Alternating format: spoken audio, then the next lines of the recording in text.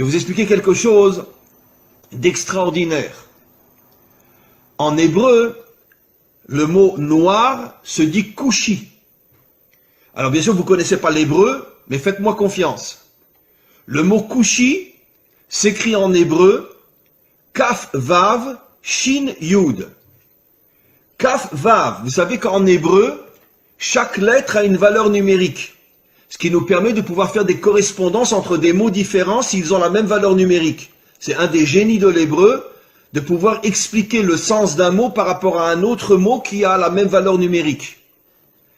Alors, les deux premières lettres du mot kushi, qui veut dire noir en hébreu, c'est kaf vav, qui a pour valeur numérique 26.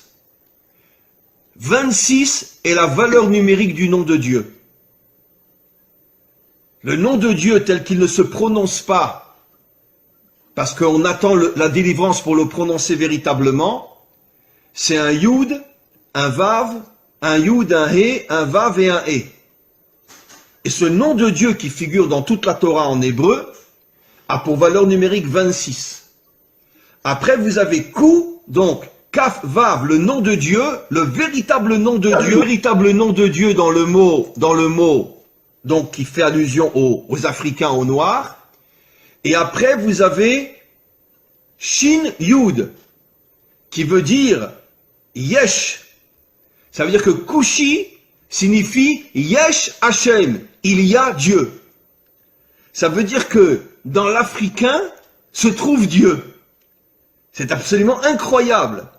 Dans les peuples africains se trouve le Dieu authentique qui a pour nom Yudke Vavke. Incroyable. Ça veut dire que caché à l'intérieur des peuples africains se trouve le véritable Dieu. Et c'est pour ça que en hébreu on appelle le noir Kushi, qui fait allusion à Yesh Havaye, Dieu se trouve à l'intérieur des peuples africains. Incroyable.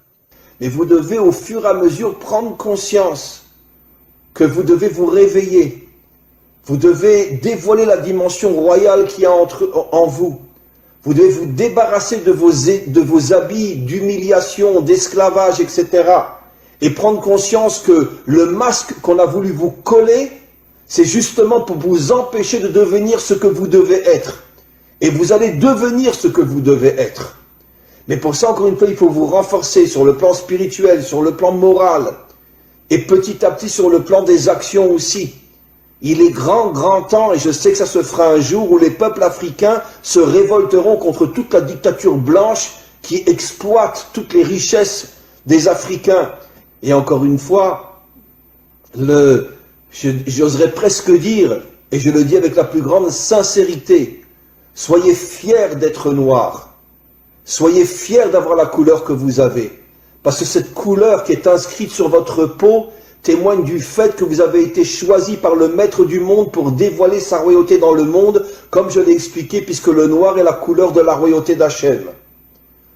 Donc, arrêtez d'être meurtri ou d'être humilié par tous ces racistes qui vous considèrent comme je ne sais quoi, comme ils considèrent les juifs d'ailleurs, et dites-vous, c'est le contraire. C'est justement parce que je suis un roi que tu veux faire de moi un esclave. Mais un jour viendra où vous comprendrez, vous les autres peuples, quelle est notre mission, quelle est notre grandeur, quelle est notre force.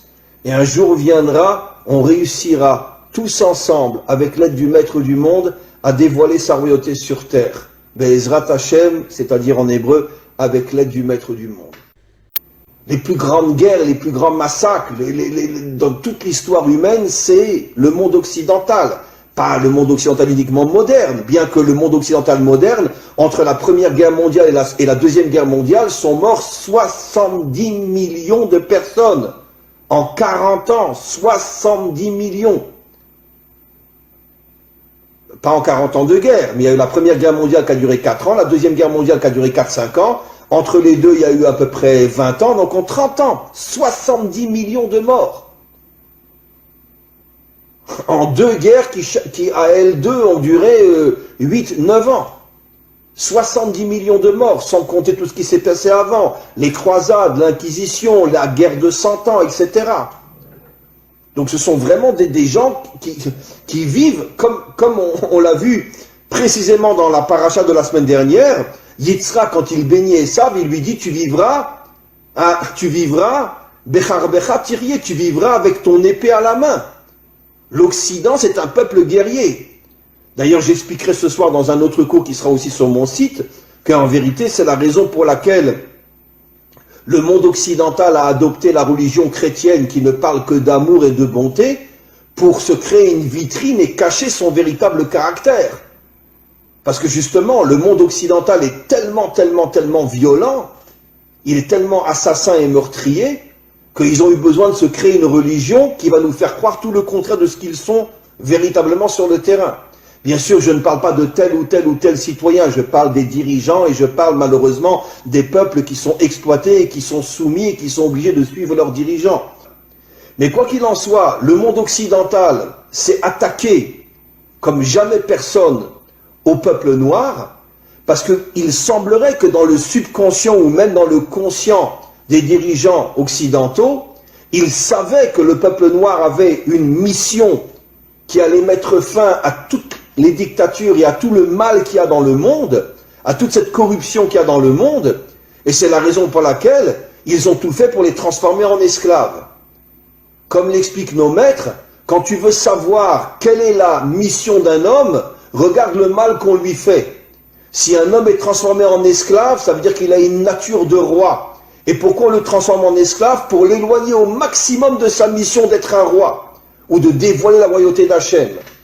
Maintenant, figurez-vous, mes amis, que depuis des millénaires, nos maîtres nous expliquent que chaque attribut divin, chaque sphira, en hébreu sphira, en français attribut divin, c'est-à-dire une qualité divine, là on parle de la malchoute, chaque qualité a une couleur. Et figurez-vous, quelle est la couleur de la malchoute? Noir. La couleur de la malchoute, c'est le noir. C'est absolument incroyable. La couleur qui définit la malchoute, la royauté, c'est-à-dire le dévoilement de la royauté d'Hachem dans ce monde, c'est le noir. Vous comprenez, mes amis, quel est le lien entre la mission d'Israël et les peuples africains? Comment se fait-il que les peuples africains sont noirs? Comment se fait-il que la première épouse de Moshe était une africaine? Que la préférée de toutes les épouses du roi Salomon était une africaine? Comment se fait-il qu'Israël a reçu pour mission de dévoiler la royauté d'Hachem dans ce monde et qu'il y a sur terre la couleur noire? Et nos maîtres affirment depuis des millénaires que la couleur noire est l'emblème de la royauté d'Hachem. Eh bien, mes amis, vous comprenez quelque chose d'absolument incroyable. Que les peuples noirs, eux aussi, comme Israël, sont en première ligne du dévoilement futur d'Hachem en tant que dirigeant de ce monde. Mi chamocha ba'elim Hachem, qui est aussi grand que toi, Dieu du monde? C'est lui qui a dit ce verset-là. C'est-à-dire, c'est lui qui a reconnu la grandeur de Dieu. Et nos maîtres nous disent que cela fait allusion à la délivrance finale, où toutes les nations reviendront vers Dieu et diront « Qui est puissant comme toi, maître du monde ?» Mais moi, ce que je rajoute, c'est qui a dit ça? Qui est le modèle de la délivrance finale au niveau des nations? C'est Pharaon. Et nos maîtres nous disent Pharaon était un Africain, un Noir. Ça veut dire que la Torah nous révèle il y a des millénaires que le modèle, que le phare du retour des nations à Dieu, le Dieu authentique, ce sera un Africain ou les Africains et non les Blancs, non les Occidentaux. Après, tout le monde suivra, les Asiatiques, les Occidentaux, tout le monde suivra. Mais c'est Pharaon qui a dit « Qui est comme toi, Dieu, créateur du monde ?»